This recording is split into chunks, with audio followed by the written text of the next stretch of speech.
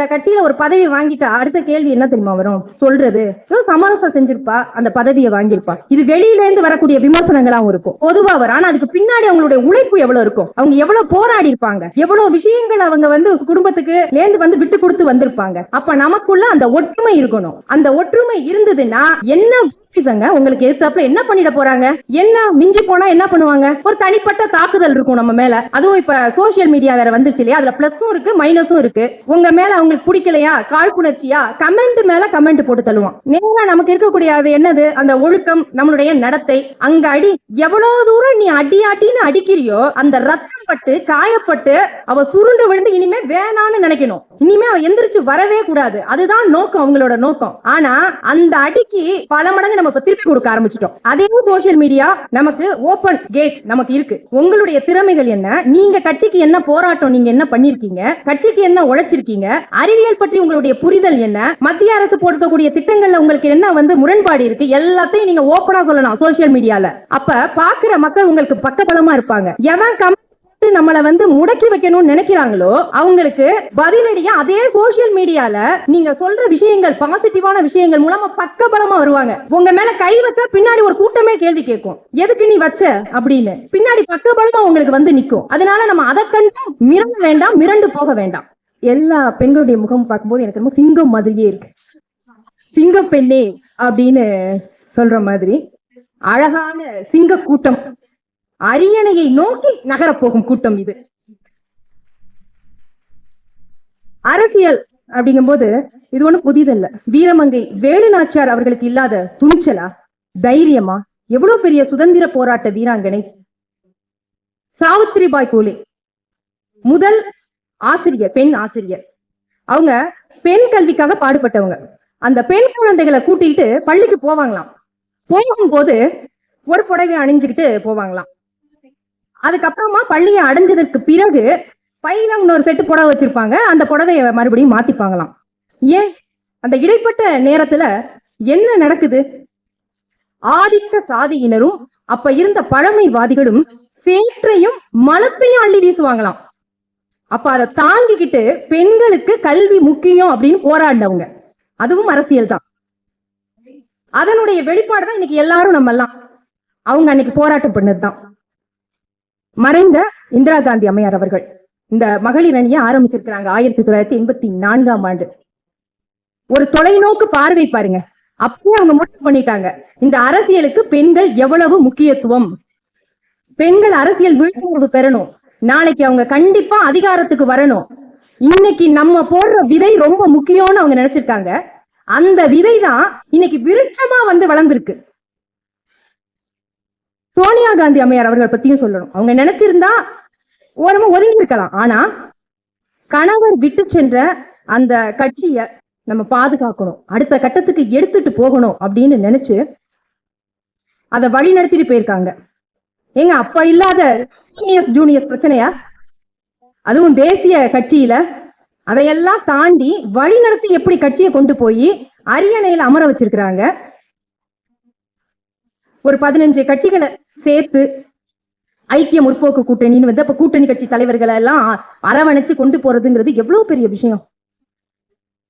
இன்னைக்கு ஆளுமை மிக்க தலைவர்னா இந்திரா காந்தி அம்மையார் அவர்களை நம்ம காட்டுறோம். அதே மாதிரி சோனியா காந்தி அம்மையார் அவர்களும் ஒரு ஆளுமை மிக்க தலைவராக தான் இருந்திருக்கிறார். அப்ப அரசியல்ல பெண்களுடைய பங்கு என்ன? அப்ப எந்த இடத்துல சிக்கல் வருது? அரசியல் பெண் வாக்காளர்கள் 66%.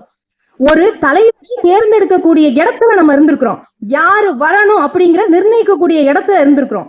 ஆனா உள்ள போன நாடாளுமன்றத்தில் எத்தனை எம்பிக்கள் இருக்காங்க? சுமார் 73 எம்பிக்கள். தமிழ்நாட்டிலையும் பெண் வாக்காளர்கள் அதிகம் தான். இங்க எத்தனை எம்எல்ஏக்கள் உள்ள உட்கார்ந்து இருக்கிறாங்க? 12 எம்எல்ஏக்கள். அப்ப யார் வரணும்னு நிர்ணயிக்கிற இடத்துல இருக்கிறோமே, ஆனா நமக்கு அந்த அதிகாரம் கொடுக்கப்படுதா? அதை நோக்கி நகர்றோமா? அப்ப என்ன சிக்கல் வருது அங்க? அரசியல் அப்படின்னாலே உனக்கு அரசியல்லாம் செட் ஆகுமா? அங்க கட்சி நடனா ஒரு கோஷ்டி பூசல் இருக்கும், ஒரு கட்ட பஞ்சாயத்தை நம்ம வெளிப்படையா பேசுவோம், இதான் கட்சின்னு வெளியில பார்வை இருக்கும் இல்லையா? ஒரு கட்ட பஞ்சாயத்தை நடக்குங்க. கட்சி அப்படின்னு சொன்னா அங்க அடிச்சுக்குவாங்க. நீ போய் விலக்கி விட முடியுமா? ஒரு பெண் உன்னால முடியுமா? எல்லா பிரச்சனைகளையும் உன்னால சமாளிச்சிட முடியுமா? ஒரு மீட்டிங்னு இருந்தா நீ நேரம் பார்க்காம நீ போகணும். 1000 கணக்குல எல்லாரும் இருப்பாங்க ஆண்கள். அவங்களுக்கு எல்லாம் நீ வந்து இடையில நீ போய் நிக்கணும். அங்க நம்ம கட்சி சார்ந்தவங்க இருந்தா கூட அங்க எல்லா பாலியல் அத்துமீறல்கள் நடந்தா கூட நம்ம பொறுத்துக்கணும்.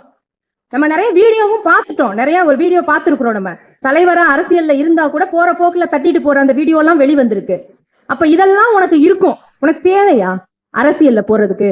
பேசாம நீ வந்து டீச்சர் ஆயிடு, ஒரு பேங்குக்கு போ அப்படின்னு சொல்லுவாங்க. ஆனா இன்னைக்கு அந்த கட்டத்தெல்லாம் தாண்டி வந்துட்டோம், உடைச்சிட்டு வந்திருக்கிறோம்.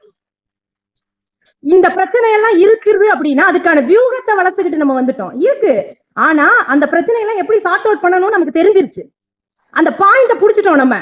நீ எத்தனை காரணம் இதையே சொல்லிட்டு இருப்ப, இதை தாண்டி என்னால என்ன பண்ண முடியும், சேஃப்டியா நேர்மையா என்னால என்ன பண்ண முடியுங்கிறத காட்டிட்டோம் நம்ம. அப்ப நமக்கு எந்த சிக்கலும் கிடையாது. என்ன மிஞ்சி போனா என்ன பண்ணுவாங்க, ஒரு தனிப்பட்ட தாக்குதல் இருக்கும் நம்ம மேல. அதுவும் இப்ப சோசியல் மீடியா வேற வந்துச்சு இல்லையா, அதுல பிளஸும் இருக்கு மைனஸும் இருக்கு.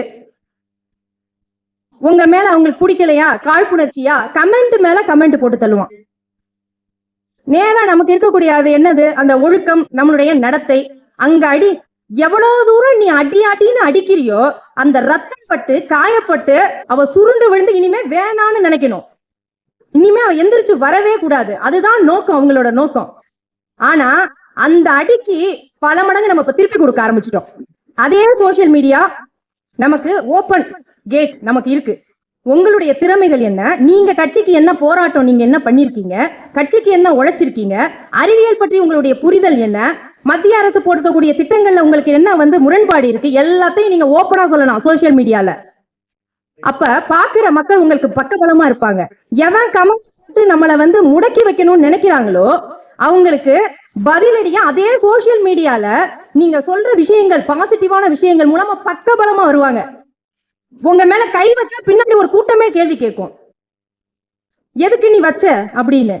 பின்னாடி பக்கபலமா உங்களுக்கு வந்து நிக்கும். அதனால நம்ம அதை கண்டு மிரள வேண்டாம், மிரண்டு போக வேண்டாம். சோ சாதகமான சூழ்நிலை தான் நமக்கு இருந்துகிட்டு இருக்கு. அதை மீறி என்ன பிரச்சனை, இன்னொன்னு என்ன நம்ம யோசிக்கிறோம், ஒரு நம்பிக்கையோட வர்றவங்களுக்கு நம்ம எல்லாம் ஒற்றுமையா இருந்து கை கொடுத்து தூக்கி விடும். இளைய தலைமுறை அரசியலுக்கு வர்றாங்க, படிக்கிறாங்க, அரசியலை ஒரு துறை எடுத்து அதை படிக்கிறாங்க, படிச்சுட்டு அதுல வந்து தெளிவோட வர்றாங்க. இன்னைக்கு ஆர்வம் இருக்கு, வர்றவங்களை நம்ம அரங்கச்சு போகணும். அளவுல வலிமையானவர்கள் நாங்க, பெண்கள் வலிமையானவர். அப்போ இதை நம்ம நிரூபிக்க வேண்டிய கட்டாயத்துல இருக்கிறோம். தகுதியை வளர்த்துக்கணும், திறமையை வளர்த்துக்கணும். அந்த இடத்துல கட்சியை பொறுத்த வரைக்கும் எக்ஸ் ஆர் ஒய், இந்த தொகுதியில நின்னா யார் ஜெயிப்பா, அதுதான் பார்ட்டிக்கு தேவை. அப்போ அந்த இடத்துல நீங்க நல்லபடியா செயல்பட ஆற்றி மக்களுடைய பணியாற்றி உங்களால அந்த வெற்றியை தர முடியும் அப்படின்னா கட்சியே உங்களுக்கு அந்த சீட்டை கொடுப்பாங்க. அப்ப சமூகத்துடைய பார்வையும் மாறணும், கட்சிக்கு நீங்க உங்களுடைய திறமையையும் நம்ம நிரூபிக்கணும். அப்படி பண்ணும்போது நம்ம அடுத்த கட்டத்துக்கு நம்ம போக முடியும்.